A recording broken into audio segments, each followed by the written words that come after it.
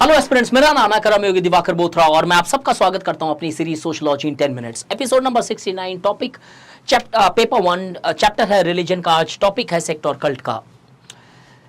इससे पहले हम रिवाइवलिज्म का जस्ट 68 नंबर वीडियो के अंदर हमने देखा था रिवाइवलिज्म क्या होता है, रीसरफेसिंग और रीअवेकनिंग ऑफ फेथ। रिवाइवलिज्म दो फॉर्म के अंदर होता है, एग्जिस्टिंग रिलीजन के अंदर और न्यू रिलीजन के अंदर। जो न्यू रिलीजन है वहां पे आते हैं आपके सेक्ट और कल्ट। अब देखें तो ये सेक्ट होता क्या है। सेक्ट की अगर सिंपल से परिभाषा लूं तो सेक्ट हमेशा एक ऑर्थोडॉक्स बिलीफ सिस्टम होता है। सेक्ट रॉडनी स्टार्क डिफाइन करते हैं कि refurbished version of faith. ST मतलब सेंट नहीं है, रॉडनी स्टार्क है ये, प्लीज एसटी का सेंट मत लिख लेना। रॉडनी स्टार्क बोलते हैं sect refers to refurbished version of faith. अब अगर मैं सिंपल तरीके से थोड़ा सा समझाऊं आपको तो कुछ ऐसा सा फंडा निकल रहा है। एक रिवर मान लो, इस रिवर में कुछ छोटे छोटे आइलैंड्स हैं, इस रिवर की ट्रिब्यूटरीज और डिस्ट्रीब्यूटरीज है। ये जो ट्रिब्यूटरीज या डिस्ट्रीब्यूटरी जो आप मान रहे हो रेस्पेक्टिवली, ये हो गए सेक्ट, ये हो गए रिलीजन और ये हो गए कल्ट। एक चीज डायग्राम से नोट करें तो रिलीजन जो होती है उसमें से सेक्ट निकलते हैं। दैट मीन्स सेक्ट हमेशा किसी एक एग्जिस्टिंग रिलीजन का पार्ट नहीं बन के रहते, वो इंडिपेंडेंट होने लगते हैं। लेकिन जो कल्ट है वो किसी ना किसी रिलीजन के अंदर का पार्ट होता है। तो make sure cult always stage with in the religion through which it comes, and sects largely comes from a particular religion and separate itself over a period of time. अब ये sect जो है refurbished version of faith क्यों बोला गया? क्योंकि ये जो फेथ है इसका एक नए फॉर्म में है। मान लो इस फेथ की कुछ तकरीबन 20 वैल्यूज है, 20 बिलीफ सिस्टम्स है। अब 20 बिलीफ सिस्टम्स में से कुछ लोग क्या करते हैं, जो मोर ऑर्थोडॉक्स वैल्यूज है, मान लो 5 वैल्यूज, उसको अलग से मानते हैं और इसके बेसिस पे एक ऑर्गेनाइजेशन बना देते हैं जो धीरे धीरे सेक्ट बन जाता है। दैट मीन्स सेक्ट हमेशा ऑर्थोडॉक्स होता है, कोई इफ एंड बट्स है ही नहीं इधर।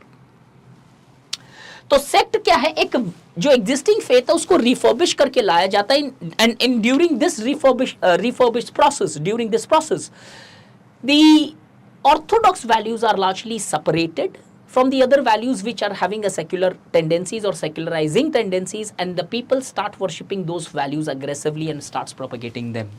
फीचर्स क्या होता है? हमेशा ऑर्थोडॉक्स होगा, एक रिजिड मेंबरशिप होती है सेक्ट की। किसी सेक्ट का आपको मेंबर बनना है तो आपको एग्जिस्टिंग फेथ को नकारना पड़ेगा, सारी मेंबरशिप छोड़नी पड़ेगी। इस सेक्ट की मेंबरशिप तब मिलेगी आपको। You can not largely be Hindu and Lingayat at the same time. To be very frank, आपको लिंगायत का ही पार्ट बनना पड़ेगा और हिंदुइज्म से बाहर आना पड़ेगा। They resign from the existing religion. Bureaucratic होता है, एक सेंट्रलाइज्ड ऑर्गेनाइजेशन होती है जो पूरे के पूरे सेक्ट की दिनचर्या कंट्रोल करती है। अब अगर देखें, डिफरेंट थिंकर्स ने सेक्ट के बारे में डिफरेंट चीजें बोली। पीटर बर्जर भाई साहब बोलते हैं कि देखो भाई, हुआ ये थी रिलीजन, धीरे धीरे मॉडर्निटी आने लगी और इसके कारण रैशनैलिटी जब आई तो ये रिलीजन क्या है, अपनी इंपॉर्टेंस लूज करने लगी, वीक पड़ने लगी। ये रिलीजन जब वीक पड़ने लगी तो कुछ जो इस रिलीजन के कर्ता धर्ता लोग थे, अरे हमारा धंधा तो खराब हो जाएगा। Some people who were believing in these orthodox values, अब मेजॉरिटी क्योंकि रैशनल हो रहे थे, इन ऑर्थोडॉक्स वैल्यूज को नहीं मान रहे थे, ये लोग इससे बाहर आ जाते हैं और अपना सेक्ट बनाते हैं। अब धीरे धीरे ऑब्वियसली फिर मॉडर्निटी आएगी, फिर शायद ये कल्ट में कन्वर्ट हो जाएंगे, होंगे, जरूरी नहीं है, बट मैं जस्ट आपको समझाने के लिए। और एक दिन जब सेक्युलरिज्म ऐसा आ जाएगा कि एक कल्ट भी नहीं रहेगा तो प्रॉपर सेक्युलर हो जाएगी और रिलीजन की डेथ हो जाएगी। तो पीटर बर्जर बोलते हैं sect and cult are the last outpost of the religion. चलो आप भाग लो, कितना भागोगे? इधर पहुंचने के बाद में आपका कोई ऑप्शन नहीं है, रिलीजन धीरे धीरे उसके बाद लुप्त हो जाएगी इस दुनिया से। तो इसलिए वो बोलते हैं कि रिलीजन जो सेक्ट जो होता है, although it is Orthodox, but yet the number of followers present in the sect is always less when compared to the number of followers who are largely present in the entire religion. And as a result, बहुत कम लोग अब Orthodox values को believe कर रहे हैं, तो धीरे धीरे ये सेक्ट जितने राइज हो रहे हैं, although they may propagate orthodox values, but over a period of time they themselves are the indication of secularising tendencies. जब लोगों ने वो ऑर्थोडॉक्सी माननी बंद कर दी तो इन्होंने अपना झोला उठा के साइड में एक अलग से सेक्ट बना लिया, अगर सिंप्लीफाई करके समझाऊं तो। रोनाल्ड रॉबर्टसन बोलते हैं कि नहीं भाई साहब, ये सेक्युलराइजेशन नहीं, सेक्ट तो रिवाइवलिज्म कर रहा है, सेक्ट ऑर्थोडॉक्स वैल्यूज को रिवाइव कर रहा है और धीरे धीरे हो सकता है कि ऑर्थोडॉक्स वैल्यूज को और स्ट्रॉन्ग कर दे। तो ये दोनों ओपिनियन आपको पूरा 250 मार्क का आंसर लिखा सकते हैं कि भाई सेक्ट एक सेक्युलराइजेशन ला रहा है, रिवाइवलिज्म ला रहा है, both the ways the things can operate, both the ways the scholars have dwelled. Weber बोलते हैं मार्जिनलाइज सेक्शंस के अंदर सेक्ट बढ़ता है, निकलता है कि जहां पे जितने प्रोसिक्यूटेड मार्जिनलाइज सेक्शंस होंगे, power poor people, excluded people, deprived people, वहां पे सेक्ट बनने के चांसेस बड़े हाई होते हैं। तो one of the important cause for the rise of sect in the recent time is the very existence of marginalisations और very existence of lack of social justice. Steve Bruce बोलते हैं modernity का कारण है ये, कि मॉडर्निटी के अंदर जब लोग रैशनल हो गए तो कुछ धर्म के प्रोपगेटर्स अपने ऑर्थोडॉक्स वैल्यूज को मेंटेन करने के लिए ये सब बनाना चालू करते हैं। अब ऐसा सही एक ऑर्गेनाइजेशन और आता है सेक्ट के बाहर। अब ये जस्ट एग्जांपल है, मैंने रिवाइवलिज्म में ऑलरेडी बताया कि हिंदुइज्म अगर देखें तो ये 2 ब्रॉड सेक्ट है और इनके नीचे डिफरेंट डिफरेंट एस्पेक्ट्स होते हैं, डिफरेंट डिफरेंट सबसेक्ट्स हैं। अगर एक और ऑर्गेनाइजेशन देखें, कल्ट जो रिसेंटली रिवाइव कर रहा है, कल्ट और सेक्ट में बड़ा स्ट्रॉन्ग डिफरेंसेस होता है। कल्ट का मीनिंग क्या है? ब्रूस वैलेस बोलते हैं लूजली निट ग्रुप, एक loosely knit group of people without any well defined belief systems. ये कुछ बड़ा ही लूज ग्रुप होता है जहाँ पे कोई ज़रूरी नहीं है आपको किसी की मेंबरशिप लेनी है या फिर किसी रिलीजन को त्यागना है, आप पार्ट ले सकते हो। एक लूज बिलीफ सिस्टम्स होते हैं, इसके कोई वेल डिफाइंड प्रिंसिपल्स नहीं है जैसे सेक्ट के हैं, जैसे सुबह नहाना, ये पूजा पाठ करना, ये माला फेरनी या फिर ये करना, वो ऐसे वेल रिजिड प्रिंसिपल्स नहीं है।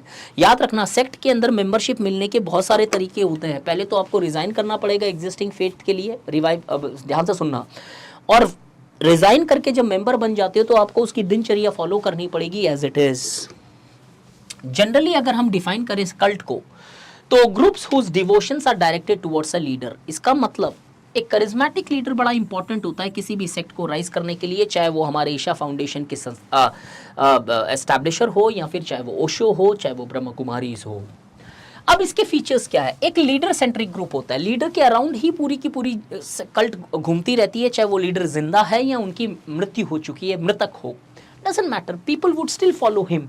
ओशो को आज भी ओशो के टीचिंग के बेसिस पे ही ओशो धाम या ओशो आश्रम चल रहे हैं, हालांकि ओशो साहब रहे ही नहीं अभी तक। फ्री मेंबरशिप होती है, anybody can join cult, but sect के अंदर फ्री मेंबरशिप नहीं होती है। They do not preach religion necessarily, cult हमेशा रिलीजन को प्रीच करता है। They preach more utilitarian values, जो पीटर बर्जर बोलते हैं। They cult are much more utilitarian organisations as advocated by phenomenologist like Peter Berger. They need not resign from a religion, any person who wants to become a person, free membership है। आप existing धर्म को छोड़ो, जरूरी नहीं है, तो आप चाहे मुस्लिम हो, आप चाहे सिख हो, आप ब्रह्म कुमारी के फॉलोअर बन सकते हो, बन सकते हो। लिखा है मैंने यहाँ पे, पीटर बर्जर बोलते हैं यूटिलिटेरियन ऑर्गेनाइजेशंस होती है। तो अगर हम सेक्ट और कल्ट को देखें तो कहीं ना कहीं सेक्ट और कल्ट 2 रिवाइवलिस्टिक के फॉर्म हैं और दोनों के कॉजेज बड़े अलग से होते हैं, दोनों की गोल बड़ी अलग से होती है, दोनों के प्रिंसिपल्स बड़े अलग होते हैं, एक ऑर्गेनाइजेशन सेंट्रिक, एक लीडर सेंट्रिक। अब कभी बाई चांस यूपीएससी में क्वेश्चन आ जाए what are the causes of cult और सेक्ट, ठीक है, वेबर लिखना है, रॉडनी स्टार्क लिखना है, ब्रूस वैलेस लिखना है या ब्रायन विल्सन लिखना है, लिखो, बट एक सॉलिड तरीका बताता हूं इसको कैसे लिखना है, क्योंकि दोनों रिवाइवलिज्म के फॉर्म है। अगर आपको कॉजेज ऑफ रिवाइवलिज्म पता है, जो मैंने लास्ट एपिसोड के अंदर एक्सप्लेन की है, ये सारी की सारी लिख के आ जाना, वो सेक्ट के लिए आए या कल्ट के लिए आए, चलेगा। यही कॉजेज सेक्ट और कल्ट की हो जाएगी, क्योंकि रिवाइवलिज्म सेक्ट और कल्ट के फॉर्म में हो रहा है, तो सेक्ट और कल्ट के जो फैक्टर है वो इधर भी लिखे जा सकते हैं, इधर के जो फैक्टर है उसमें लिखे जा सकते हैं। कभी पूछा जाए इंपैक्ट ऑफ सेक्ट और कल्ट क्या है, ऑब्वियसली सेक्ट और कल्ट की इंपैक्ट थोड़ी सी अलग होती है, बट ओवरऑल देखें क्योंकि रिवाइवलिज्म का फॉर्म है तो इंपैक्ट कहीं ना कहीं ये सारी होगी, जो अगेन मैंने मेरे प्रीवियस एपिसोड में